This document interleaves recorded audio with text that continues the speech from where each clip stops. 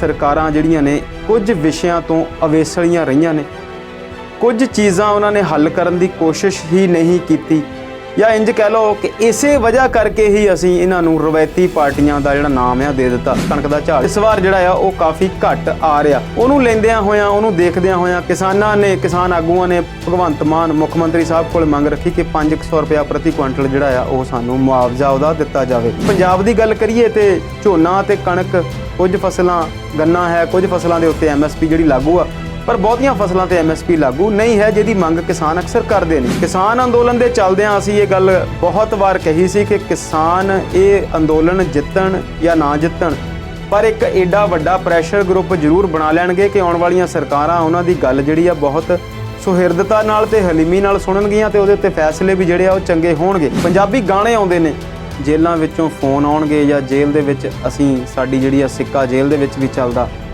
ਨਾਲ ਦੀ ਨਾਲ ਅਸੀਂ ਕਈ ਵਾਰ ਇਹੋ ਜਿਹੀਆਂ ਘਟਨਾਵਾਂ ਸੁਣਦੇ ਹਾਂ ਜਦੋਂ ਕੋਈ ਵਾਕਿਫ ਜਾਂ ਬਾਵਾਕਿਫ ਅੰਦਰ ਦੀਆਂ ਗੱਲਾਂ ਦੱਸਦਾ ਕਿ ਉੱਥੇ ਜਿਹੜੀਆਂ ਨੇ ਸਾਰੀਆਂ ਦੀਆਂ ਸਾਰੀਆਂ ਸਹੂਲਤਾਂ ਮਿਲਦੀਆਂ ਨੇ। ਵਿਸ਼ਾਲ ਸਿੰਘ ਜਿਹੜਾ ਕਿ 10 ਸਾਲ ਦੀ ਸਜ਼ਾ ਕੱਟ ਰਿਹਾ ਪਟਿਆਲਾ ਜੇਲ੍ਹ ਵਿੱਚ, 2018 ਦੀ ਉਹਦੀ ਸ਼ਿਕਾਇਤ ਹੈ ਕਿ ਉਹਦੇ ਤੋਂ ਪੈਸੇ ਮੰਗੇ ਜਾਂਦੇ ਨੇ ਉਹਨੂੰ ਕਾਫੀ ਸਹੂਲਤਾਂ ਦੇਣ ਦੇ ਮਾਮਲੇ 'ਚ। ਪੜ੍ਹਦਾ ਪੰਜਾਬ ਸਵਲੀਨ ਉਹਨਾਂ ਨੇ ਇੱਕ ਇਹੋ ਜਿਹੀ ਮੁਹਿੰਮ ਬਣਾਈ ਆ ਜਿਹਦੇ ਅਧੀਨ ਉਹਨਾਂ ਨੇ ਕਿਹਾ ਕਿ ਮੈਂ ਆਪਣੀ ਪਹਿਲੀ ਤਨਖਾਹ ਜਿਹੜੀ ਆ ਉਹਦੇ ਵਿੱਚੋਂ 51,000 ਰੁਪਈਆ ਇਸ ਜ਼ਿਲ੍ਹੇ ਦੀਆਂ ਕਿਸਾਨਾਂ ਦੀਆਂ ਉਹਨਾਂ ਬੱਚੀਆਂ ਨੂੰ ਦੇਵਾਂਗਾ ਜਿਨ੍ਹਾਂ ਦੇ ਮਾਪਿਆਂ ਨੂੰ ਕਿਸੇ ਕਾਰਨਵਸ਼ ਕਿਸਾਨੀ ਦੇ ਚੱਲਦਿਆਂ ਆਤਮ ਹੱਤਿਆ ਕਰਨੀ ਪਈ। ਇਹ ਜਿਹੜੀ ਗੱਲ ਆ ਉਹ ਸਹੀ ਤਰੀਕੇ ਨਾਲ ਚੱਲਦੀ ਰਹੇ, ਮੀਡੀਆ ਵੀ ਇਹਦਾ ਪੂਰਾ ਪ੍ਰਚਾਰ ਪ੍ਰਸਾਰ ਕਰਦਾ ਰਹੇ।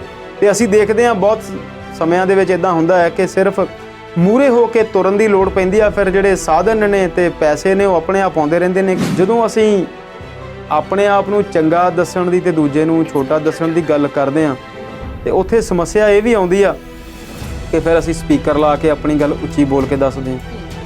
ਜਦੋਂ ਅਸੀਂ ਉੱਚੀ ਬੋਲ ਕੇ ਦੱਸਦੇ ਹਾਂ ਤੇ ਜ਼ਾਹਿਰ ਤੌਰ ਤੇ ਉਹਦੀਆਂ ਕੁਝ ਲੋਕਾਂ ਨੂੰ ਫਿਰ ਸਮੱਸਿਆਵਾਂ ਵੀ ਆਉਂਦੀਆਂ। ਸਪੀਕਰ ਲਾਉਣਾ ਤੁਹਾਡਾ ਕੋਈ ਮੌਲਿਕ ਅਧਿਕਾਰ ਨਹੀਂ ਹੈਗਾ, ਕਿਉਂਕਿ ਮੌਲਿਕ ਅਧਿਕਾਰਾਂ ਦੇ ਵਿੱਚ ਇਹ ਗੱਲ ਸਾਫ਼ ਲਿਖੀ ਹੋਈ ਹੈ ਕਿ ਤੁਹਾਡੇ ਅਧਿਕਾਰ ਕਿਸੇ ਹੋਰ ਲਈ ਸਮੱਸਿਆ ਨਹੀਂ ਬਣਨੇ ਚਾਹੀਦੇ। ਬੰਬੇ ਹਾਈ ਕੋਰਟ ਨੂੰ ਕਹਿਣਾ ਪਿਆ ਕਿ ਤੁਸੀਂ ਕਈ ਵਾਰ ਫਿਰ ਆਰਟੀਕਲ 25 ਦਾ ਬਚਾਵ ਕਰਦੇ ਆ, 25 ਦੇ ਅਧੀਨ ਸ਼ੈਲਟਰ ਲੈਂਦੇ ਆ ਆਰਟੀਕਲ ਦੇ ਅਧੀਨ ਕਿ ਅਸੀਂ ਆਪਣੇ ਧਰਮ ਦਾ ਪ੍ਰਚਾਰ ਕਰ ਰਹੇ ਹਾਂ, ਪਰ ਤੁਸੀਂ ਇਹ ਦੇਖੋ ਕਿ ਤੁਸੀਂ ਕਿਸੇ ਪੜ੍ਹਨ ਵਾਲੇ ਨੂੰ ਤੰਗ ਕਰ ਰਹੇ ਆ। ਸ਼ਤਰੂਘਨ ਸਿਨਹਾ ਦੀ ਜਿੱਤ ਜਿਹੜੀ ਆ ਉਹ ਇਹ ਵੀ ਗੱਲ ਦਿਖਾਉਂਦੀ ਆ ਕਿ ਮਮਤਾ ਬੈਨਰਜੀ ਦਾ ਜਿਹੜਾ ਉੱਥੇ ਦਬਦਬਾ ਉਹ ਕਾਇਮ ਆ।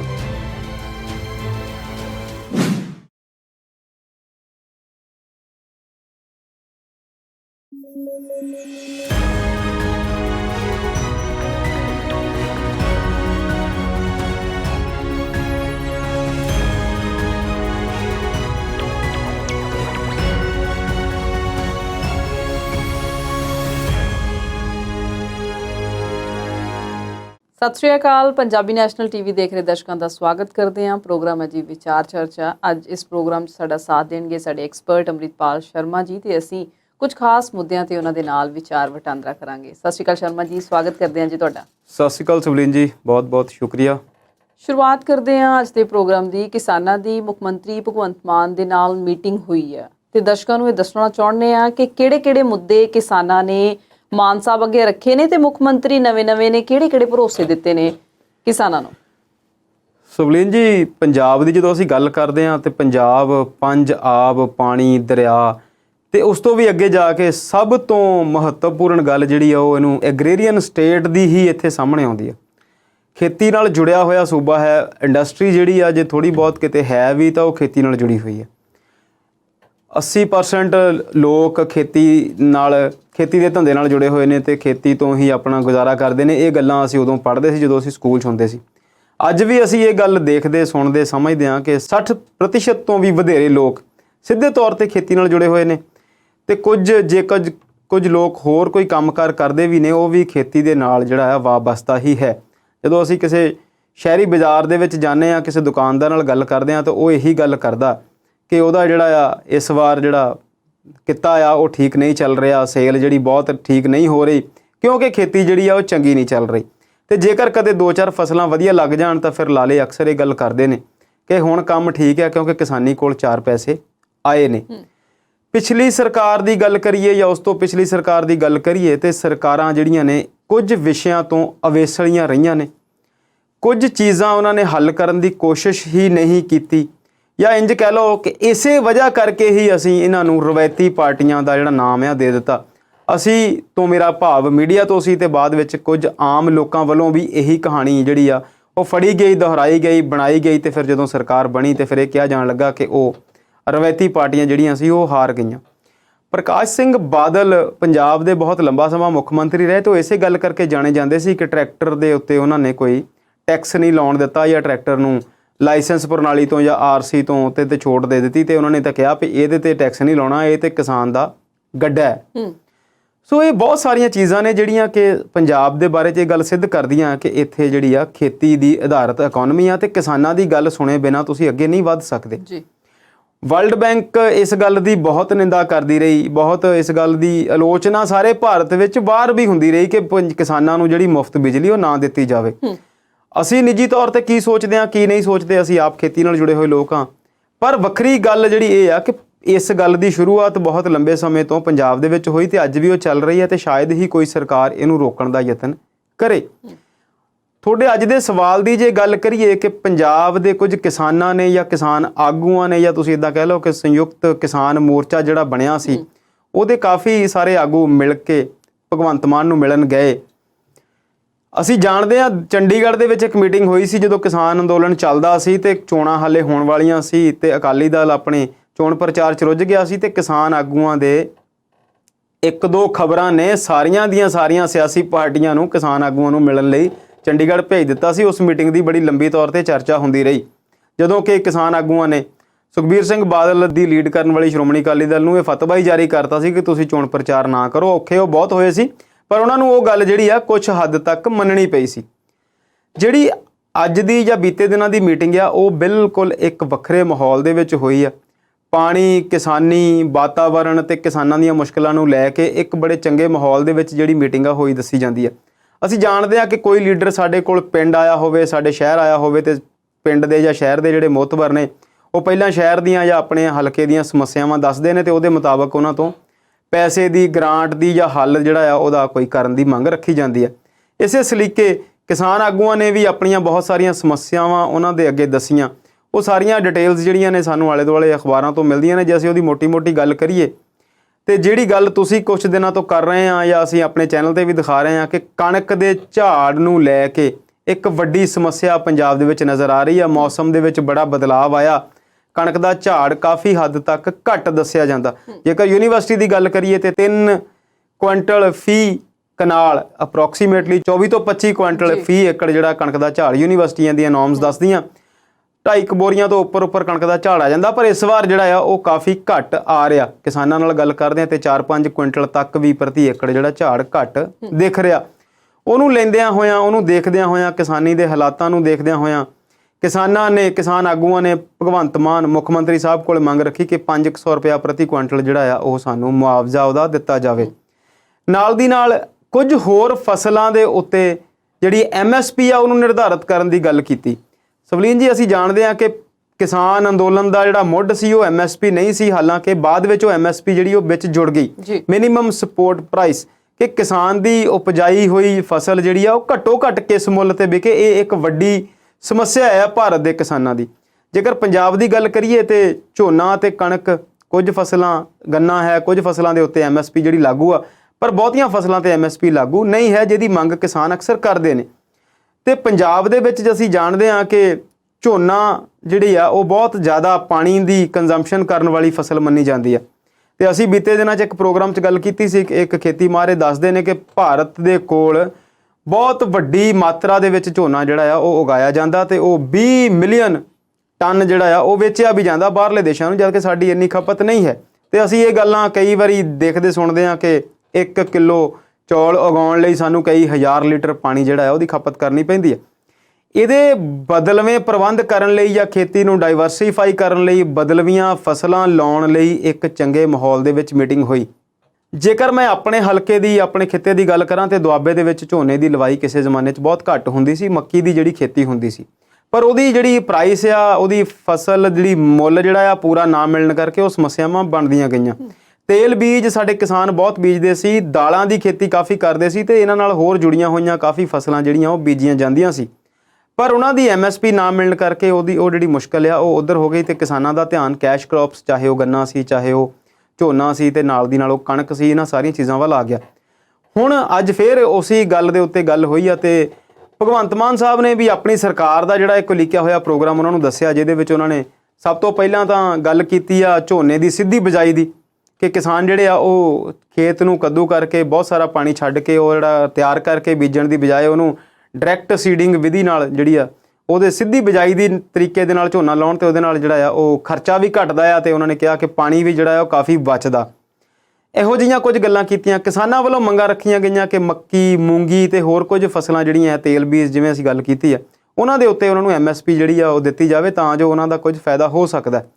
ਇਹਦੇ ਨਾਲ ਦੀ ਨਾਲ ਨਹਿਰੀ ਪਾਣੀ ਦੀ ਗੱਲ ਕੀਤੀ ਹੈ। ਕਿਸਾਨਾਂ ਨੇ ਜਿਹੜੀ ਗੁਲਾਬੀ ਸੁੰਡੀ ਸੀ ਉਹਦੇ ਪੈਸਿਆਂ ਦੀ ਲੈਣ ਦੇਣ ਦੀ ਗੱਲ ਕੀਤੀ ਆ ਕਿ ਸਾਨੂੰ ਜਿਹੜੇ ਮੁਆਵਜ਼ੇ ਨੇ ਉਹ ਮਿਲਣੇ ਚਾਹੀਦੇ ਨੇ। ਇਹੋ ਜਿਹੇ ਮਾਹੌਲ ਦੇ ਵਿੱਚ ਗੱਲ ਹੋਈ ਆ। ਸੋ ਦੇਖਦੇ ਹਾਂ ਕਿ ਕੀ ਇਹਦੇ 'ਚ ਆਉਣ ਵਾਲੇ ਦਿਨਾਂ 'ਚ ਅਸਰ ਹੁੰਦੇ ਨੇ।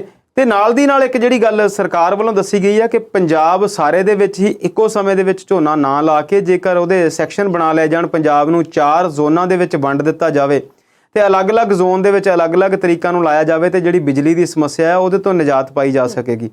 ਕੁਝ ਸ਼ਿਕਾਇਤਾਂ ਵੀ ਉਹਨਾਂ ਨੂੰ ਰਹੀਆਂ ਕਿ ਜਿੱਦਾਂ ਬਿਜਲੀ ਜਿਹੜੀ ਮੁਫਤ ਕੀਤੀ ਆ ਪੰਜਾਬ ਸਰਕਾਰ ਨੇ, ਉਹਦੇ ਨਾਲ ਜਿਹੜੀ ਉਹ ਜਨਰਲ ਵਰਗ ਨੂੰ ਜਿਹੜੀ ਉਹਦੇ 'ਤੇ ਸ਼ਰਤ ਰੱਖ ਦਿੱਤੀ ਆ ਕਿ 300 ਤੋਂ ਜੇਕਰ ਉਹ ਵੱਧਦੀ ਆ ਤੇ ਬਿੱਲ ਉਹਨਾਂ ਨੂੰ ਸਾਰੇ ਦਾ ਦੇਣਾ ਪਵੇਗਾ ਤੇ ਜਿਹੜੀਆਂ ਕੁਝ SC ST ਜਾਂ ਬਾਕੀ ਕਮਿਊਨਿਟੀਜ਼ ਆ ਉਹਨਾਂ ਲਈ ਉਹ ਜਿਹੜੀ ਸ਼ਰਤ ਆ ਉਹ ਉੱਪਰ ਵਾਲੀਆਂ ਯੂਨਿਟਸ ਦੀ ਹੈ। ਇਹੋ ਜਿਹੀਆਂ ਸ਼ਿਕਾਇਤਾਂ ਵੀ ਹੋਈਆਂ। ਫੈਸਲੇ ਆਉਣ ਵਾਲੇ ਦਿਨਾਂ 'ਚ ਕਿਵੇਂ ਹੋਣਗੇ ਕਿਵੇਂ ਨਹੀਂ ਹੋਣਗੇ ਇੱਕ ਵੱਖਰੀ ਗੱਲ ਆ। ਮੈਨੂੰ ਕਿਸਾਨਾਂ ਦੀ ਜਿਹੜੀ ਮੀਟਿੰਗ ਆ ਉਹਦੇ ਨਾਲ ਜੁੜੀ ਹੋਈ ਇੱਕ ਗੱਲ ਯਾਦ ਆਈ ਹੋਰ। ਕੁਝ ਕੁ ਦਿਨ ਪਹਿਲਾਂ ਜਾਂ ਕੁਝ ਕੁ ਮਹੀਨੇ ਪਹਿਲਾਂ ਇੱਥੇ ਜਲੰਧਰ ਤੋਂ ਲੁਧਿਆਣਾ GT ਰੋਡ ਦੇ ਉੱਤੇ ਕਿਸਾਨਾਂ ਨੇ ਇੱਕ ਜਾਮ ਜਿਹੜਾ ਆ ਇੱਕ ਧਰਨਾ ਪ੍ਰਦਰਸ਼ਨ ਲਾਇਆ ਸੀ ਗੰਨੇ ਦੀ ਕੀਮਤ ਨੂੰ ਲੈ ਕੇ ਤੇ ਦੂਸਰੇ ਦਿਨ ਜਿਹੜੀ ਆ ਮੁਸੀਬਤ ਉਹ ਹੱਲ ਹੋ ਗਈ ਸੀ।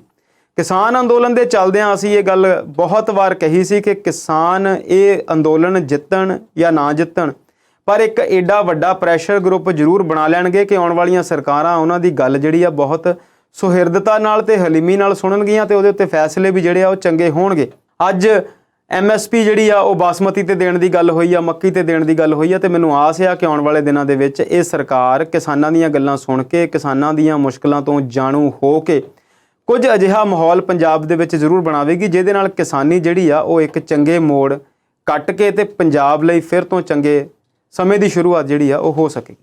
ਜੀ ਮੋٹے-ਮੋٹے ਸ਼ਬਦਾਂ 'ਚ ਦਰਸ਼ਕਾਂ ਦੀ ਜਾਣਕਾਰੀ 'ਚ ਥੋੜਾ ਜਿਹਾ ਵਾਧਾ ਕਰ ਦਈਏ ਕਿ ਬੱਬੂ ਮਾਨ ਦੇ ਜਿਹੜੇ ਸ਼ਬਦ ਸੀ ਜੱਟ ਦੀ ਜੂਨ ਬੁਰੀ ਉਹ ਸੱਚੇ ਜਾਪਦੇ ਨੇ ਕਿਉਂਕਿ ਤਾਪਮਾਨ ਵੱਧ ਗਿਆ, ਗਰਮੀ ਅਗੇਤੀ ਆ ਗਈ ਤੇ 20 ਤੋਂ 25% ਜਿਹੜਾ ਆ ਝਾੜ ਕਣਕ ਦਾ ਘਟ ਗਿਆ ਤੇ ਤਕਰੀਬਨ 60,000 ਕਰੋੜ ਦੀ ਜਿਹੜੀ ਸੱਟ ਹੈ ਉਹ ਇਸ ਵਾਰੀ ਕਿਸਾਨਾਂ ਨੂੰ ਵੱਜੀ ਹੈ। ਖੈਰ ਰੁੱਖ ਹੁਣ ਅਗਲੇ ਮੁੱਦੇ ਵੱਲ ਕਰਦੇ ਹਾਂ ਪਰ ਇਸ ਵੇਲੇ ਵੇਲਾ ਹੋ ਗਿਆ ਇੱਕ ਛੋਟੀ ਜਿਹੀ ਬ੍ਰੇਕ ਦਾ। ਜਲਦ ਹਾਜ਼ਰ ਹੁੰਦੇ ਹਾਂ।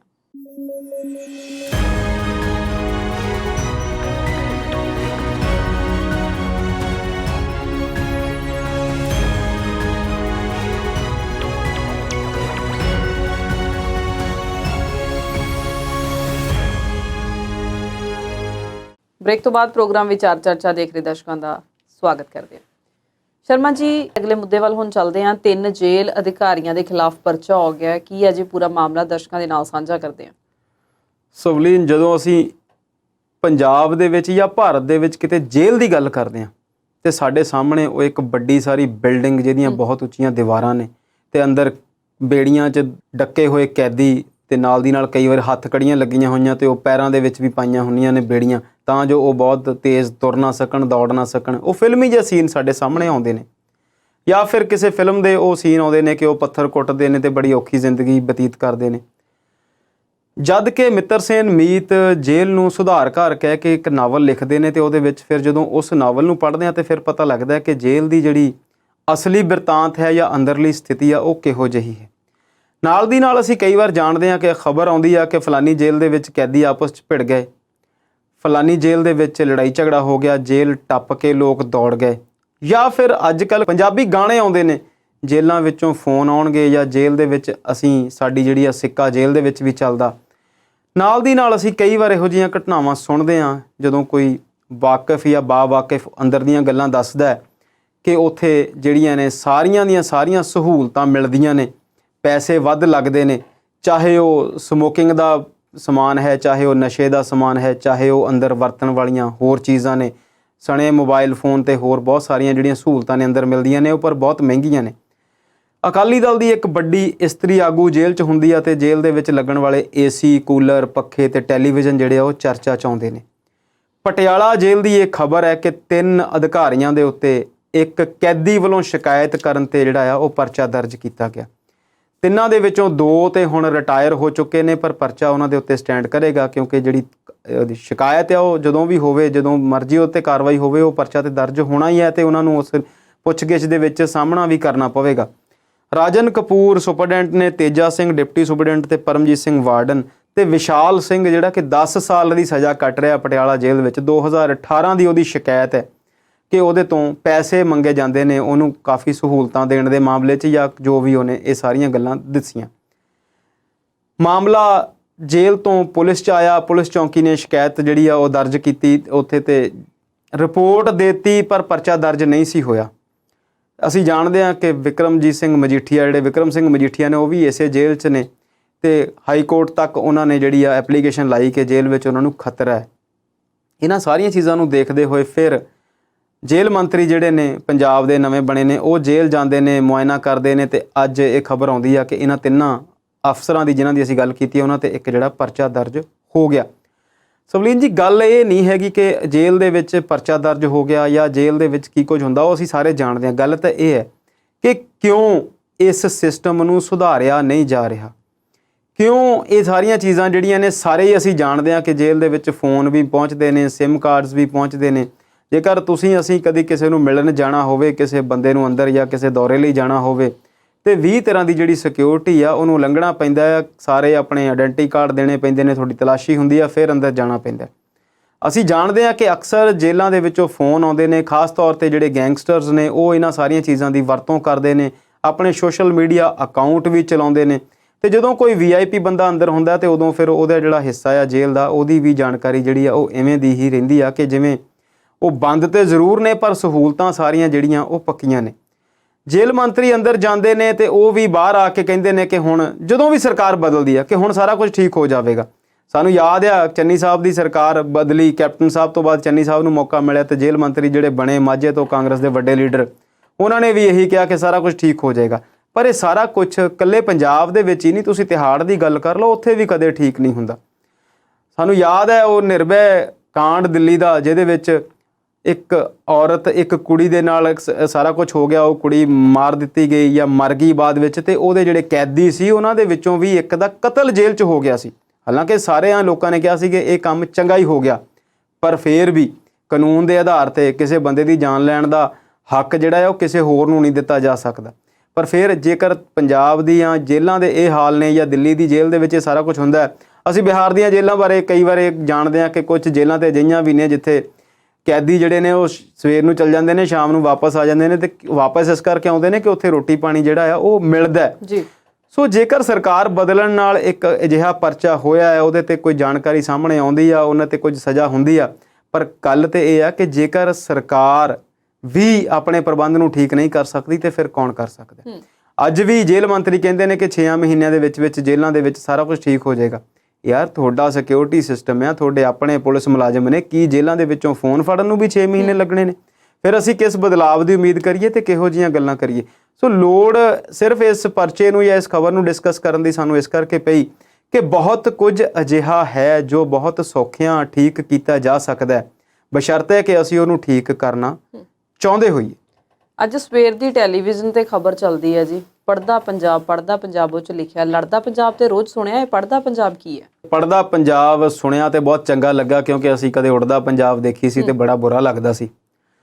ਗੱਲ ਉਹਦੀ ਵੀ ਸੱਚ ਸੀ ਤੇ ਗੱਲ ਇਹ ਵੀ ਸੱਚ ਹੈ, ਪਰ ਇਹਨੂੰ ਤੁਸੀਂ ਇੱਦਾਂ ਦੇਖ ਸਕਦੇ ਆ ਕਿ ਸਾਡਾ ਇੱਕ ਹਿੰਦੀ ਦਾ ਅਖਬਾਰ ਹੈ, ਉਹ ਸੋਮਵਾਰ ਜਦੋਂ ਛਪਦਾ ਤੇ ਉਹਦੇ ਟਾਈਟਲ ਤੇ ਲਿਖਿਆ ਹੁੰਦਾ ਕਿ ਨੋ ਨੈਗੇਟਿਵ ਮੰਡੇ। ਉਹ ਕਹਿੰਦੇ ਅਸੀਂ ਸੋਮਵਾਰ ਨੂੰ ਅਜਿਹੀ ਕੋਈ ਖਬਰ ਨਹੀਂ ਛਾਪਦੇ ਜਿਹੜੀ ਨੈਗੇਟਿਵ ਹੋਵੇ, ਅਸੀਂ ਚਾਹੁੰਦੇ ਹਾਂ ਕਿ ਤੁਹਾਨੂੰ ਚੰਗੀ ਖਬਰ, ਚੰਗੀਆਂ ਗੱਲਾਂ ਦੱਸੀਏ। ਤੇ ਇਹ ਜਿਹੜੀ ਪੜ੍ਹਦਾ ਪੰਜਾਬ ਵਾਲੀ ਖਬਰ ਹੈ, ਇਹ ਵੀ ਇੱਕ ਚੰਗੀ ਖਬਰ ਹੈ। ਪੰਜਾਬ ਦੇ ਬੜੇ ਸੀਨੀਅਰ IPS ਨੇ ਮਨਦੀਪ ਸਿੰਘ ਸਿੱਧੂ ਸਾਹਿਬ, ਜਿਹੜੇ ਕਿ ਅੱਜ ਕੱਲ੍ਹ ਸੰਗਰੂਰ ਵਿਖੇ ਤੈਨਾਤ ਨੇ, ਤੇ ਉਹ ਦੱਸਦੇ ਨੇ ਕਿ ਉਹ ਤੀਸਰੀ ਵਾਰ ਸੰਗਰੂਰ SSP ਲੱਗੇ ਨੇ। ਪੜ੍ਹਦਾ ਪੰਜਾਬ ਸਵਲੀਨ ਉਹਨਾਂ ਨੇ ਇੱਕ ਇਹੋ ਜਿਹੀ ਮੁਹਿੰਮ ਬਣਾਈ ਆ ਜਿਹਦੇ ਅਧੀਨ ਉਹਨਾਂ ਨੇ ਕਿਹਾ ਕਿ ਮੈਂ ਆਪਣੀ ਪਹਿਲੀ ਤਨਖਾਹ ਜਿਹੜੀ ਆ ਉਹਦੇ ਵਿੱਚੋਂ 51,000 ਰੁਪਈਆ ਇਸ ਜ਼ਿਲ੍ਹੇ ਦੀਆਂ ਕਿਸਾਨਾਂ ਦੀਆਂ ਉਹਨਾਂ ਬੱਚੀਆਂ ਨੂੰ ਦੇਵਾਂਗਾ ਜਿਨ੍ਹਾਂ ਦੇ ਮਾਪਿਆਂ ਨੂੰ ਕਿਸੇ ਕਾਰਨਵਸ਼ ਕਿਸਾਨੀ ਦੇ ਚੱਲਦਿਆਂ ਆਤਮ ਹੱਤਿਆ ਕਰਨੀ ਪਈ। ਸੋ ਉਹਨਾਂ ਨੇ ਉਹਨਾਂ ਧੀਆਂ ਦਾ ਖਰਚ ਚੱਕਣ ਦੀ ਪੇਸ਼ਕਸ਼ ਕੀਤੀ ਆ, ਜਾਂ ਇੱਕ ਫੈਸਲਾ ਲਿਆ, ਦਰਿਆਦਿਲੀ ਦਿਖਾਈ ਆ, ਜਾਂ ਉਹਨਾਂ ਨੇ ਇੱਕ ਪਹਿਲ ਕਦਮੀ ਕੀਤੀ ਆ ਜਿਹਦਾ ਜਿੰਨਾ ਸਵਾਗਤ ਕੀਤਾ ਜਾਵੇ ਉਨਾ ਹੀ ਚੰਗਾ। 51,000 ਦੀ ਜਦੋਂ ਉਹਨਾਂ ਨੇ ਪੇਸ਼ਕਸ਼ ਕਰ ਦਿੱਤੀ ਦੇਣ ਦੀ, ਤੇ 21,000 ਰੁਪਇਆ ਉਹਨਾਂ ਨੇ ਕਿਹਾ ਕਿ ਮੈਂ ਹਰ ਮਹੀਨੇ ਦੇਵਾਂਗਾ ਜਦ ਤੱਕ ਮੈਂ ਇੱਥੇ ਹਾਂ, ਜਦੋਂ ਕਿਤੇ ਹੋਰ ਚਲੇ ਜਾਣਗੇ ਟਰਾਂਸਫਰ ਹੋ ਜਾਏਗੀ ਫਿਰ ਬਾਅਦ ਦੀ ਗੱਲ ਆ। ਜਦੋਂ ਅਸੀਂ IAS IPS ਦੀ ਟਰਾਂਸਫਰ ਦੀ ਗੱਲ ਕਰਦੇ ਹਾਂ ਤੇ ਅਸੀਂ ਜਾਣਦੇ ਹਾਂ ਕਿ ਸੁਪਰੀਮ ਕੋਰਟ ਕਹਿੰਦੀ ਆ ਕਿ 2 ਸਾਲ ਤੋਂ ਪਹਿਲਾਂ ਇਹ IAS ਜਿਹੜੇ ਆ ਉਹ IPS ਜਿਹੜੇ ਆ ਉਹ ਬਦਲੇ ਨਾ ਜਾਣ, ਕਿਉਂਕਿ ਇੰਨਾ ਕੁ ਸਮਾਂ ਇਹਨਾਂ ਨੂੰ ਚਾਹੀਦਾ ਹੈ ਇੱਕ ਹਲਕੇ ਦੇ ਵਿੱਚ ਕੰਮ ਕਰਨ ਲਈ। ਫਿਰ ਸਾਡੇ ਸਾਹਮਣੇ ਅਸ਼ੋਕ ਖੇਮਕਾ ਤੇ ਹੋਰ ਬਹੁਤ ਸਾਰੇ ਅਫਸਰਾਂ ਨੇ ਨਾ ਆਉਂਦੇ ਨੇ, ਜਿਨ੍ਹਾਂ ਨੂੰ ਅਕਸਰ ਮਹੀਨਿਆਂ ਬਾਅਦ ਹੀ ਸਿਆਸੀ ਦਬਾਅ ਦੇ ਹੇਠ ਬਦਲ ਦਿੱਤਾ ਜਾਂਦਾ ਹੈ। ਚਲੋ ਅਸੀਂ ਗੱਲ ਆਪਣੇ ਪੜਦਾ ਪੰਜਾਬ ਤੇ ਲੈ ਕੇ ਆਈਏ। ਜਦੋਂ ਮਨਦੀਪ ਸਿੰਘ ਸਿੱਧੂ ਇਸ ਗੱਲ ਦੀ ਘੋਸ਼ਣਾ ਕਰਦੇ ਨੇ ਸਵਲੀਨ ਜੀ, ਤੇ ਨਾਲ ਦੀ ਨਾਲ ਫਿਰ ਸੰਗਰੂਰ ਜ਼ਿਲ੍ਹੇ ਦੇ ਹੀ ਕੁਝ ਵਪਾਰੀ ਉਹਨਾਂ ਦੇ ਨਾਲ ਜੁੜਦੇ ਨੇ। ਇੱਕ ਵਪਾਰੀ ਨੇ 21 ਲੱਖ ਤੇ ਦੂਸਰੇ ਵਪਾਰੀ ਨੇ 26 ਲੱਖ ਰੁਪਈਆ ਦੇਣ ਦੀ ਜਿਹੜੀ ਆ ਉਹ ਪਹਿਲ ਕੀਤੀ, ਤੇ ਨਾਲ ਦੀ ਨਾਲ ਉਹਨਾਂ ਨੇ ਕਿਹਾ ਕਿ ਉਹ ਧੂਰੀ ਹਲਕੇ ਦੇ ਸਾਰੇ ਸਰਕਾਰੀ ਸਕੂਲਾਂ ਦੇ 9ਵੀਂ ਤੋਂ ਬਾਅਦ ਦੇ ਬੱਚਿਆਂ ਦਾ 9ਵੀਂ 10ਵੀਂ 11ਵੀਂ ਤੇ 12ਵੀਂ ਉਹਨਾਂ ਦਾ ਸਾਰਾ ਖਰਚਾ ਜਿਹੜਾ ਆ ਉਹ ਚੁੱਕਣਗੇ।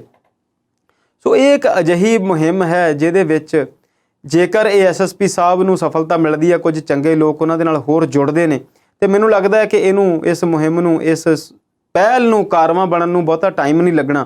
ਤੇ ਜੇਕਰ ਇਹ ਜਿਹੜੀ ਗੱਲ ਆ ਉਹ ਸਹੀ ਤਰੀਕੇ ਨਾਲ ਚੱਲਦੀ ਰਹੇ, ਮੀਡੀਆ ਵੀ ਇਹਦਾ ਪੂਰਾ ਪ੍ਰਚਾਰ ਪ੍ਰਸਾਰ ਕਰਦਾ ਰਹੇ, ਤੇ ਅਸੀਂ ਦੇਖਦੇ ਹਾਂ ਬਹੁਤ ਸਮਿਆਂ ਦੇ ਵਿੱਚ ਇੱਦਾਂ ਹੁੰਦਾ ਹੈ ਕਿ ਸਿਰਫ ਮੂਹਰੇ ਹੋ ਕੇ ਤੁਰਨ ਦੀ ਲੋੜ ਪੈਂਦੀ ਆ, ਫਿਰ ਜਿਹੜੇ ਸਾਧਨ ਨੇ ਤੇ ਪੈਸੇ ਨੇ ਉਹ ਆਪਣੇ ਆਪ ਆਉਂਦੇ ਰਹਿੰਦੇ ਨੇ, ਕਿਉਂਕਿ ਪੰਜਾਬੀ ਦਾਨ ਕਰਨ ਵੇਲੇ ਤੇ ਚੰਗੇ ਕੰਮ ਕਰਨ ਵੇਲੇ ਬਹੁਤ ਪਿੱਛੇ ਨਹੀਂ ਮੁੜਦੇ। ਅਸੀਂ ਕਿਸਾਨ ਅੰਦੋਲਨ 'ਚ ਦੇਖਿਆ ਸੀਗਾ ਕਿ ਕਰੋੜਾਂ ਰੁਪਈਆ ਕਰੋੜਾਂ ਜਾਂ ਕਹਿ ਲਓ ਜਾਂ ਅਣਗਿਣਤ ਪੈਸੇ ਇਸ ਮਾਮਲੇ 'ਚ ਆਏ ਪਏ। ਉੱਥੇ ਜਿਹੜੇ ਦਾਲ ਫੁਲਕੇ ਦੇ ਲੰਗਰ ਸੀ ਉਹ ਕਦੋਂ ਪੀਜ਼ਿਆਂ ਦੇ ਵਿੱਚ ਤੇ ਮਠਿਆਈਆਂ 'ਚ ਬਦਲ ਗਿਆ ਪਤਾ ਨਹੀਂ ਲੱਗਿਆ।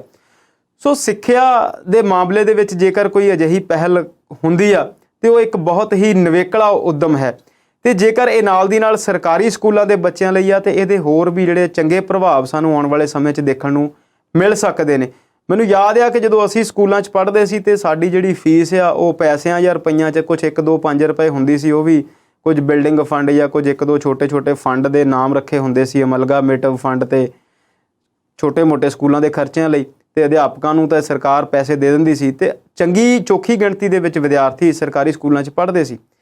ਅਸੀਂ ਪ੍ਰਾਈਵੇਟ ਸਕੂਲਾਂ ਦੀ ਨਿੰਦਾ ਜਾਂ ਪ੍ਰਾਈਵੇਟ ਸਕੂਲਾਂ ਦੇ ਖਿਲਾਫ ਨਹੀਂ ਜਾਂਦੇ, ਪਰ ਅਸੀਂ ਇਹ ਗੱਲ ਕਰਦੇ ਹਾਂ ਕਿ ਪ੍ਰਾਈਵੇਟ ਸਕੂਲ ਜਿਹੜੇ ਆ ਬਹੁਤ ਵੱਡੀ ਮਾਤਰਾ ਦੇ ਵਿੱਚ ਪੈਸੇ ਜਿਹੜੇ ਆ ਵਿਦਿਆਰਥੀਆਂ ਤੋਂ ਲੈਂਦੇ ਨੇ। ਪਰ ਸਿੱਖਿਆ ਦਾ ਮਿਆਰ ਦੀ ਜੇਕਰ ਗੱਲ ਕਰੀਏ ਤੇ ਜਦੋਂ ਅਸੀਂ ਸਰਕਾਰੀ ਸਕੂਲਾਂ ਦੇ ਵਿਦਿਆਰਥੀਆਂ ਨੂੰ ਦੇਖਦੇ ਹਾਂ ਤੇ ਉਹ ਕਾਫੀ ਚੰਗਾ ਇੱਕ ਆਪਣਾ ਰੁਤਬਾ ਪੇਸ਼ ਕਰਦੇ ਨੇ, ਤੇ ਅਧਿਆਪਕ ਵੀ ਚੰਗੀ ਮਿਹਨਤ ਕਰਦੇ ਨੇ। ਜੇਕਰ ਵਿਦਿਆਰਥੀਆਂ ਲਈ ਸਰਕਾਰ ਬਹੁਤ ਕੁਝ ਕਰਦੀ ਆ, ਮਿਡ ਡੇ ਮੀਲ ਸਕੀਮ ਦੀ ਗੱਲ ਚੱਲਦੀ ਆ, ਵਿਦਿਆਰਥੀਆਂ ਲਈ ਕਿਤਾਬਾਂ ਮੁਫਤ ਦਿੱਤੀਆਂ ਜਾਂਦੀਆਂ ਨੇ, ਉਹਨਾਂ ਨੂੰ ਸਾਈਕਲ ਵੀ ਪਿਛਲੀਆਂ ਸਰਕਾਰਾਂ ਦਿੰਦੀਆਂ ਰਹੀਆਂ, ਵਰਦੀਆਂ ਦੇਣ ਦੀ ਗੱਲ ਵੀ ਹੁੰਦੀ ਆ। ਇਸ ਮਾਮਲੇ ਦੇ ਵਿੱਚ ਪਿੰਡਾਂ ਦੇ ਵਿੱਚ ਸਮਾਜ ਸੇਵੀ ਸੰਸਥਾਵਾਂ ਜਾਂ NRI ਵੀਰ ਵੀ ਬਹੁਤ ਸਾਰੇ ਕੰਮ ਕਰਦੇ ਨੇ, ਤੇ ਜੇਕਰ ਇਦਾਂ ਦੀਆਂ ਕੁਝ ਸੈਲਫ ਹੈਲਪ ਗਰੁੱਪ, ਕੁਝ ਲੋਕ ਇਦਾਂ ਦੇ ਸਾਹਮਣੇ ਆਉਣ ਜਿਹੜੇ ਕਿ ਸਮਾਜ ਸੇਵਾ ਕਰਨ, ਤੇ ਜੇਕਰ ਉਹਦੇ 'ਚ ਵੱਡੇ ਆਫਿਸਰ ਯੋਗਦਾਨ ਦੇਣ, ਤੇ ਅਸੀਂ ਦੇਖਦੇ ਹਾਂ ਕਈ ਵਾਰ ਅਣਅਧਿਕਾਰਤ ਤੌਰ ਤੇ ਅਸੀਂ ਗੱਲਾਂ ਇਹ ਸਾਰੇ ਜਾਣਦੇ ਹਾਂ ਕਿ ਕਿਸੇ ਆਫਿਸ ਦੇ ਵਿੱਚ ਤੁਸੀਂ ਜਾਓ, ਉੱਥੋਂ ਕੋਈ ਕੰਮ ਕਰਾਉਣਾ ਹੋਵੇ ਤੇ DC ਸਾਹਿਬ ਜਿਹੜੇ ਨੇ ਉਹ ਰੈੱਡ ਕਰਾਸ ਦੇ ਵੀ ਮੁਖੀ ਹੁੰਦੇ ਨੇ, ਤੇ ਉਹ ਚੁੱਪ ਕਰਕੇ ਕਹਿ ਦਿੰਦੇ ਨੇ ਕੰਮ ਤੁਹਾਡਾ ਕਰ ਦਿੰਦੇ ਆ, ਸਾਰੀ ਗੱਲ ਠੀਕ ਆ, ਤੁਸੀਂ ਠੀਕ ਠਾਕ ਹੋ, ਤੇ ਇੱਕ ਰੈੱਡ ਕਰਾਸ ਵਾਲੀ ਜਿਹੜੀ ਪਰਚੀ ਆ ਉਹ ਦੇ ਦਿਓ। ਖਾਸ ਤੌਰ ਤੇ ਜਦੋਂ ਹਥਿਆਰ ਦਾ ਲਾਇਸੈਂਸ ਲੈਣ ਲਈ ਅਸੀਂ ਜਾਂਦੇ ਹਾਂ ਤੇ ਇਹੋ ਜਿਹੀਆਂ ਗੱਲਾਂ ਆਮ ਸਾਹਮਣੇ ਆਉਂਦੀਆਂ ਨੇ। ਹਾਲਾਂਕਿ ਉਹ ਦਾਨ ਹੀ ਹੈ, ਤੇ ਉਸ ਵੇਲੇ ਕਈ ਵਾਰ ਉਹ ਡੰਨ ਵਰਗਾ ਵੀ ਲੱਗਦਾ ਹੈ, ਪਰ ਇਹ ਜਿਹੜੀਆਂ ਚੀਜ਼ਾਂ ਨੇ ਉਹ ਸਮਾਜ ਦੇ ਵਿੱਚ ਜਿਹੜਾ ਇੱਕ ਵਿਤਕਰਾ ਹੈ ਜਾਂ ਕਾਣੀ ਵੰਡ ਹੈ ਸਾਧਨਾਂ ਦੀ, ਉਹਨੂੰ ਪੂਰਾ ਕਰਨ ਲਈ ਇੱਕ ਛੋਟਾ ਜਿਹਾ ਹੀ ਸਹੀ ਪਰ ਇੱਕ ਚੰਗਾ ਉੱਦਮ ਹੈ। ਜੀ ਪ੍ਰੋਗਰਾਮ ਵਿੱਚ ਚਰਚਾ ਇਸੇ ਤਰ੍ਹਾਂ ਜਾਰੀ ਰਹੇਗਾ, ਪਰ ਇਸ ਵੇਲੇ ਵੇਲਾ ਇੱਕ ਛੋਟੀ ਜਿਹੀ ਬ੍ਰੇਕ ਦਾ ਹੋ ਚੁੱਕਾ ਹੈ। ਬਹੁਤ ਜਲਦ ਹਾਜ਼ਰ ਹੁੰਦੇ ਹਾਂ।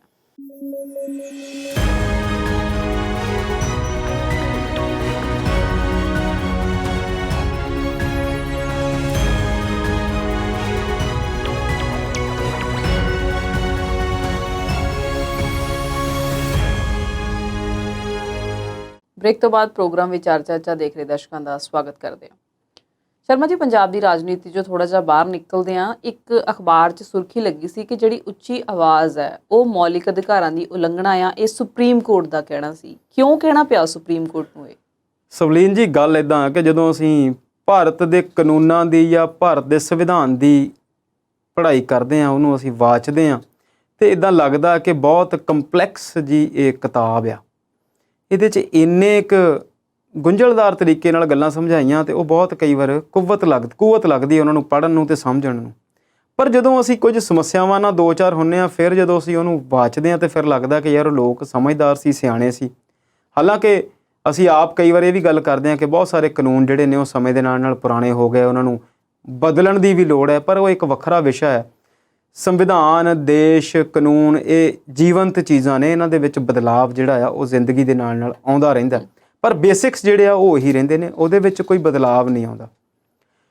ਮੌਲਿਕ ਅਧਿਕਾਰ ਜਦੋਂ ਅਸੀਂ ਦੇਖਦੇ ਹਾਂ ਤੇ ਸਾਨੂੰ ਕੁਝ ਅਧਿਕਾਰ ਸਾਡਾ ਸੰਵਿਧਾਨ, ਸਾਡਾ ਮੁਲਕ, ਸਾਡੀਆਂ ਸਰਕਾਰਾਂ ਦਿੰਦੀਆਂ ਨੇ, ਜਿਹਦੇ ਅਧੀਨ ਅਸੀਂ ਆਪਣੀ ਜ਼ਿੰਦਗੀ ਜਿਹੜੀ ਆ ਜੀਣੀ ਆ। ਉਹਦੇ ਵਿੱਚ ਇੱਕ ਧਾਰਮਿਕ ਆਜ਼ਾਦੀ ਦੀ ਵੀ ਗੱਲ ਹੈ ਕਿ ਤੁਸੀਂ ਕਿਸੇ ਵੀ ਧਰਮ ਨੂੰ ਮੰਨੋ, ਕਿਸੇ ਵੀ ਧਰਮ ਦੇ ਵਿੱਚ ਆਪਣੀ ਜਿਹੜੀ ਆ ਆਰਾਧਨਾ ਕਰੋ, ਪਾਠ ਪੂਜਾ ਕਰੋ, ਜਿਵੇਂ ਵੀ ਤੁਹਾਡਾ ਇੱਕ ਵਿਧੀ ਵਿਧਾਨ ਤੁਸੀਂ ਆਪਣਾ ਚੁਣਦੇ ਆ ਉਹਨੂੰ ਚੁਣ ਲਓ। ਨਾਲ ਦੀ ਨਾਲ ਅਸੀਂ ਉਸ ਧਰਮ ਦਾ ਪ੍ਰਚਾਰ ਪ੍ਰਸਾਰ ਵੀ ਕਰ ਸਕਦੇ ਹਾਂ, ਇਹ ਵੀ ਗੱਲ ਹੈ। ਆਰਟੀਕਲ 25 ਜਿਹੜਾ ਆ ਸੰਵਿਧਾਨ ਦੇ ਵਿੱਚ ਉਹ ਇਹ ਗੱਲ ਕਹਿੰਦਾ ਹੈ ਕਿ ਤੁਹਾਨੂੰ ਕਿਸੇ ਵੀ ਧਰਮ ਨੂੰ ਮੰਨਣ ਦੀ ਤੇ ਨਾਲ ਪ੍ਰਚਾਰਨ ਦੀ ਆਜ਼ਾਦੀ ਵੀ ਹੈ। ਹੁਣ ਤੁਸੀਂ ਗੱਲ ਕਰਦੇ ਸੀਗੇ ਉੱਚੀ ਆਵਾਜ਼ ਦੀ।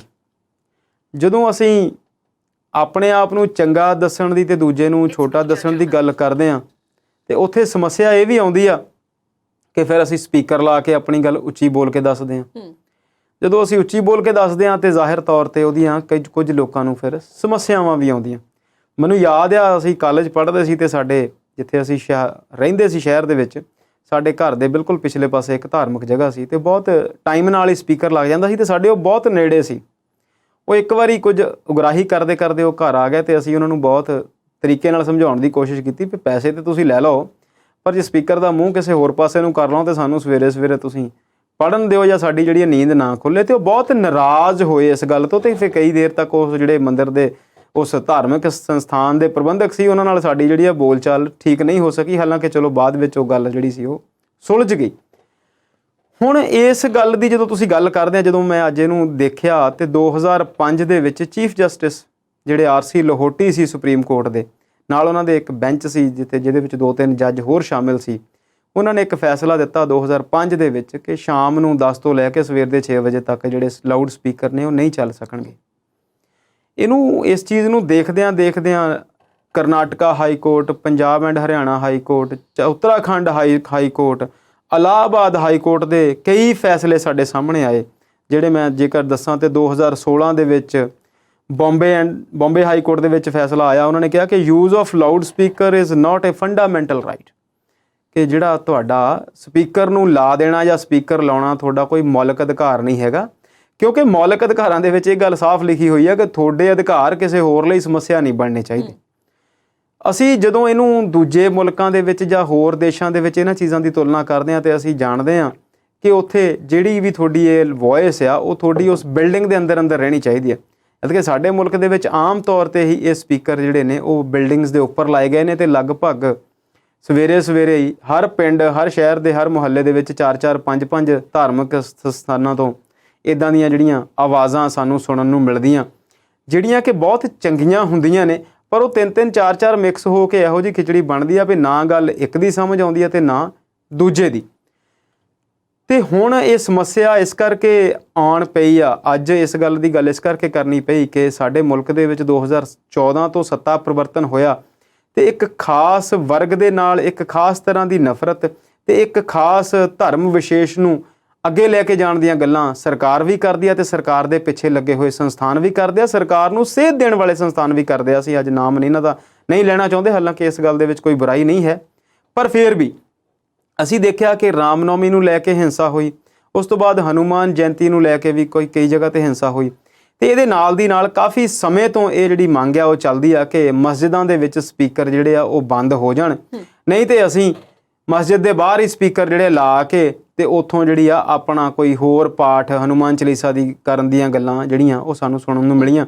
ਕਈ ਸ਼ਹਿਰਾਂ ਦੇ ਵਿੱਚ ਇਹ ਪ੍ਰਵਾਨਗੀ ਜਿਹੜੀ ਆ ਨਹੀਂ ਦਿੱਤੀ ਗਈ ਸਪੀਕਰ ਲਾਉਣ ਦੀ, ਕਿਉਂਕਿ ਉਹ ਅਲੱਗ-ਅਲੱਗ ਸਮੇਂ ਤੇ ਉੱਤੇ ਜਿਹੜੀ ਆ ਪ੍ਰਵਾਨਗੀ ਮਿਲਦੀ ਆ। ਜਦੋਂ ਅਸੀਂ ਇਹਦੀ ਗੱਲ ਕਰਦੇ ਹਾਂ ਤਾਂ ਸਾਨੂੰ ਫਿਰ ਯਾਦ ਆਉਂਦੇ ਨੇ ਸੋਨੂ ਨਿਗਮ, ਭਾਰਤ ਦੇ ਇੱਕ ਚੰਗੇ ਮਿਊਜ਼ਿਕ ਦੇ ਮਾਹਰ ਨੇ, ਗਾਇਕ ਨੇ, ਤੇ 2017 ਦੇ ਵਿੱਚ ਉਹਨਾਂ ਨੇ ਵੀ ਕਹਿ ਤਾ ਕਿ ਇਹ ਜਿਹੜੀਆਂ ਸਾਨੂੰ ਧੱਕੇ ਨਾਲ ਧਰਮ ਸੁਣਾਇਆ ਜਾਂਦਾ ਉਹ ਮੈਨੂੰ ਸਵੇਰ ਨੂੰ ਕਹਿੰਦੇ ਸੀ ਬੜਾ ਪਰੇਸ਼ਾਨ ਕਰਦਾ ਹੈ ਕਿ ਮੈਨੂੰ ਅਜ਼ਾਨ ਦੀ ਆਵਾਜ਼ ਸੁਣਦੀ ਆ। ਤੇ ਬਾਅਦ ਵਿੱਚ ਕੁਝ ਸੰਗਠਨਾਂ ਨੇ ਕਹਿ ਤਾ ਕਿ ਇਹ ਬੰਦਾ ਸਾਡੇ ਧਰਮ ਦੀ ਖਿਲਾਫਤ ਕਰਦਾ ਹੈ ਤੇ ਅਸੀਂ ਉਹਨੂੰ 10 ਲੱਖ ਰੁਪਈਆ ਦੇਵਾਂਗੇ ਜੇ ਕੋਈ ਇਹਦਾ ਸਿਰ ਮੁੰਡਾ ਦੇਵੇ, ਇਹਦਾ ਕੋਈ ਸਿਰ ਮੁੰਨ ਦੇਵੇ। ਸੋ ਅਸੀਂ ਦੇਖਦੇ ਹਾਂ ਕਿ ਧਾਰਮਿਕ ਉਨਮਾਦ ਜਿਹੜਾ ਆ ਬਹੁਤ ਬੁਰੇ ਤਰੀਕੇ ਦੇ ਨਾਲ ਸਾਡੇ ਮੁਲਕ ਦੇ ਵਿੱਚ ਫੈਲਿਆ ਹੋਇਆ। ਹੁਣ ਅਸੀਂ ਗੱਲ ਕਰਦੇ ਹਾਂ ਕਿ ਸੁਪਰੀਮ ਕੋਰਟ ਕਹਿੰਦੀ ਆ ਕਿ ਬੋਲਣ ਦਾ ਜਿਹੜਾ ਉੱਚੀ ਬੋਲਣਾ ਜਾਂ ਉੱਚੀ ਆਵਾਜ਼ ਕਿਸੇ ਨੂੰ ਸੁਣਾਉਣੀ ਜਿਹੜੀ ਆ ਇਹ ਅਧਿਕਾਰਾਂ ਦੀ ਉਲੰਘਣਾ ਹੈ। ਤੇ ਮੈਂ ਇੱਕ ਗੱਲ ਸਵਾਲ ਦਰਸ਼ਕਾਂ ਤੇ ਛੱਡ ਦਿੰਦਾ ਕਿ ਕੀ ਤੁਸੀਂ ਸੋਚਦੇ ਹੋ ਕਿ 10 ਵਜੇ ਤੋਂ ਲੈ ਕੇ 6 ਵਜੇ ਤੱਕ ਸਪੀਕਰ ਨਹੀਂ ਲੱਗਦੇ? ਸਵੇਰੇ 4 ਵਜੇ ਤੋਂ ਬਾਅਦ 6 ਵਜੇ ਤੱਕ ਕੀ ਤੁਹਾਨੂੰ ਲੱਗਦਾ ਕਿ ਇਹ ਸਪੀਕਰ ਜਿਹੜੇ ਨੇ ਸੁਪਰੀਮ ਕੋਰਟ ਦੇ ਹੁਕਮਾਂ ਦੀ ਪਾਲਣਾ ਕਰਦੇ ਨੇ?